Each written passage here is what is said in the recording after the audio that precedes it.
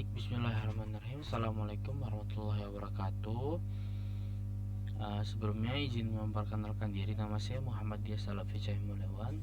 NPM saya 2477051071. Jadi di sini saya akan menjelaskan apa sih evolusi komputer itu. Baik, evolusi komputer. Nah,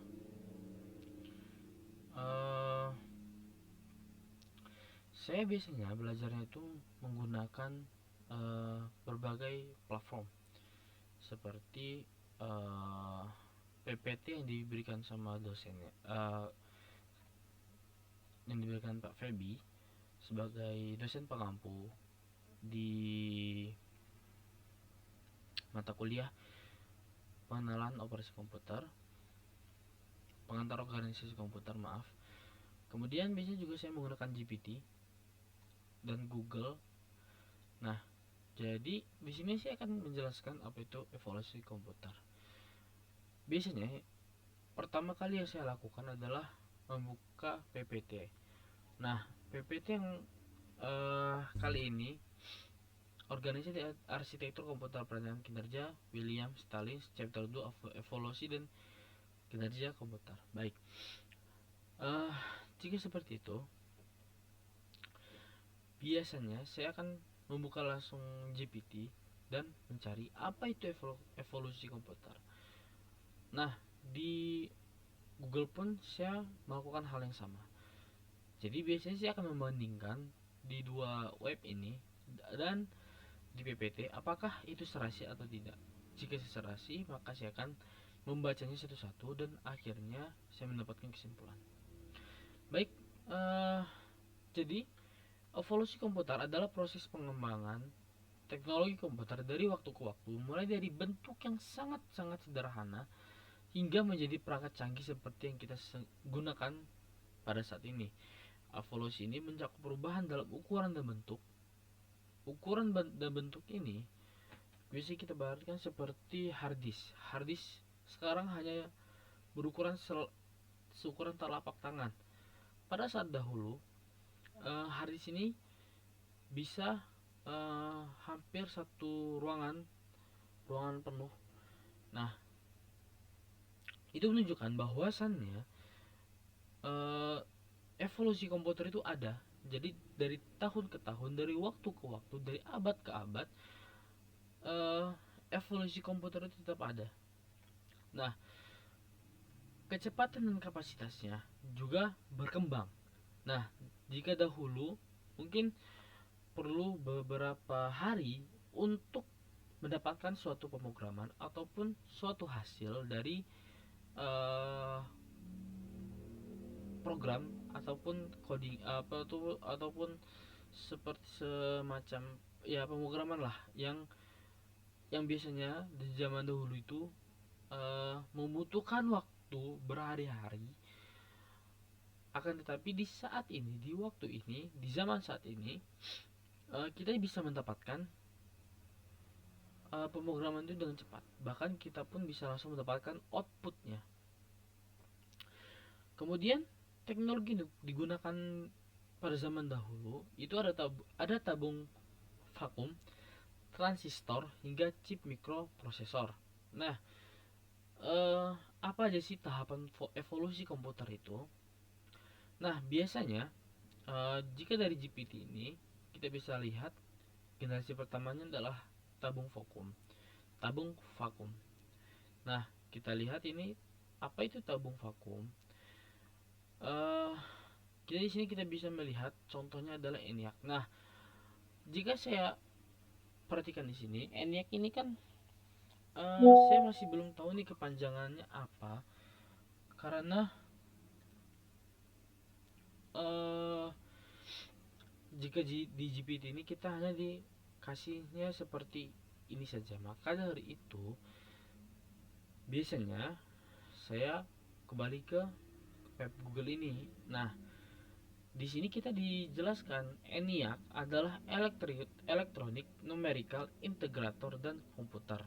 Sedangkan UNIVAC adalah Universal Automatic Computer. Nah, eh, kita kan mencari apa itu ENIAC terlebih dahulu. Jadi, eh, jika saya mencari lagi apa itu ENIAC, ENIAC it was the first general purpose electronical digital computer completed in 1955 45. It was developed by the US Army for the ballistic research laboratory to calculate artillery firing tables during World War II. Nah, uh, karena ini berbahasa Inggris kan, saya juga bahasa Inggrisnya tidak terlalu jelas, maka dari itu akan saya pindahkan ke GPT. Nah, maka dari itu saya menggunakan beberapa web, bahkan juga saya menggunakan yang namanya ini PPT dari dosennya, dari Pak Febi tentunya. Baik, setelah saya cari apa itu ENIAC, ENIAC adalah komputer elektronik digital pertama yang berskala besar dan dapat diprogram. ENIAC menjadi tonggak penting dalam sejarah evolusi komputer. Nah, jika di GPT kita akan mendapatkan fakta singkat, kelebihan dan kekurangannya. Sedangkan di Google tadi kan kita hanya dikasih adalah ciri-ciri dan teknologinya saja. Bahkan kita hanya tahu contohnya ENIAC, UNIVAC, tapi kita tidak tahu apa itu ENIAC. Baik. Jadi ENIAC itu dibuat oleh John Presper Eckert dan John Mauchly. Nah, ENIAC ini dibangun pada tahun 1943 dan mulai beroperasi tahun 1945. Seperti apa yang dikatakan Google ini, completed in 1955, yang artinya selesai pada tahun 1945. Nah, tujuan awalnya itu apa? Tujuan awalnya adalah untuk menghitung tabel tembakan artileri bagi militer AS dalam Perang Dunia II. Nah, teknologinya menggunakan sekitar 18.000 tabung vakum, 70.000 resistor, dan 5 juta sambungan solder. Nah, ukurannya itu sebesar sebuah ruangan. Nah, tentang pastinya kita akan mencari seberapa besar sih ENIAC itu. Jadi, seberapa besar ENIAC.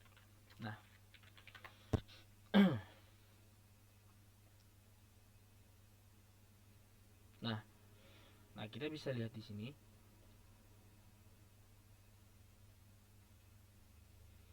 Nah, jadi kita bisa melihat ukuran dan berat ENIAC. Panjangnya itu sekitar 30 meter, cukup lebih panjang sekali malah, dan tingginya sekitar 2,4 meter, setinggi orang dewasa. Nah, luas areanya itu mengisi satu ruangan besar seluas sekitar 140 meter persegi, dan itu adalah ruangan yang cukup besar bagi suatu komputer pada zaman dahulu. Nah, berat totalnya sekitar 30 ton atau 30 kg yang memang tidak bisa dipindahkan kemana-mana karena cukup berat. 30 ton itu cukup berat. Bahkan dibandingkan dengan komputer pada saat ini yang ibaratnya masih bisa kita angkat, itu sungguh-sungguh jauh sekali. Nah, kita di generasi pertama kita punya ENIAC. Nah, generasi kedua kita punya transistor. Transistor ini jika menurut GPT menggunakan sebagai pengganti tabung vakum, lebih kecil, cepat, dan lebih andal, sudah mulai digunakan untuk bisnis dan militer. Nah, apa sih contohnya? Nah, tadi di GPT kita tidak diberikan contohnya, maka kita ke Google untuk mencari apa contoh dari transistor. Kita bisa lihat di sini yaitu IBM 704 dan IBM 650. Nah, apa sih IBM itu? Mari kita cek. IBM.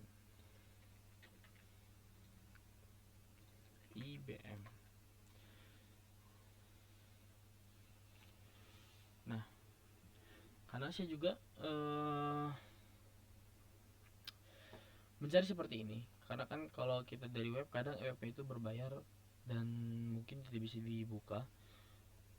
Nah, jadi IBM itu maaf, International Business Machines Corporation, tapi adalah sebuah epic dalam dunia teknologi. Namun sepertinya ini tidak jelas, saya masih belum paham. Maka dari itu saya akan menambahkan seperti IBM 704-nya. Karena kalau kita hanya mencari IBM saja mungkin tidak akan tahu. Nah, IBM 704 adalah komputer mainframe ilmiah yang dibuat oleh IBM pada tahun 1954. Komputer ini memiliki beberapa fitur canggih termasuk core memory, floating point, arithmetic, dan index register yang merupakan fitur pertama yang dimasukkan dalam komputer massal saat itu. IBM 704 juga menjadi platform yang untuk pengembangan bahasa pemrograman Fortran dan LISP yang memainkan peran penting dalam sejarah komputasi. Nah, kita bisa melihat ini ada elaborasinya. Nah, karakteristiknya ini, jadi IBM 704 ini menggunakan vacuum tube logic circuit tray dengan 36 bit binary words. Memori utamanya menggunakan core memory, bukan Williams tube seperti pada pendahulunya itu IBM 701. Nah, fiturnya ada floating point arithmetic yang mendukung perhitungan matematika yang kompleks. Kemudian penggunaannya ini bisa kita lihat untuk berbagai aplikasi termasuk pekerjaan ilmiah, pengolahan data, bahkan dalam program luar angkasa seperti untuk melacak orbit satelit Vanguard dan pesawat ruang angkasa Mercury. Signifikansinya, jadi IBM 704 ini adalah cikal bakal dari scientific architecture dalam seri IBM 700 atau 7000. Ia juga menjadi tempat kelahiran Fortran, bahasa pemrograman tingkat tinggi yang pertama kali digunakan secara luas, dan LISP, bahasa pemrograman yang masih digunakan sampai sekarang dan memainkan peran penting dalam pengembangan kecerdasan buatan. Nah, bisa kita lihat ini masih di ENIAC. Nah,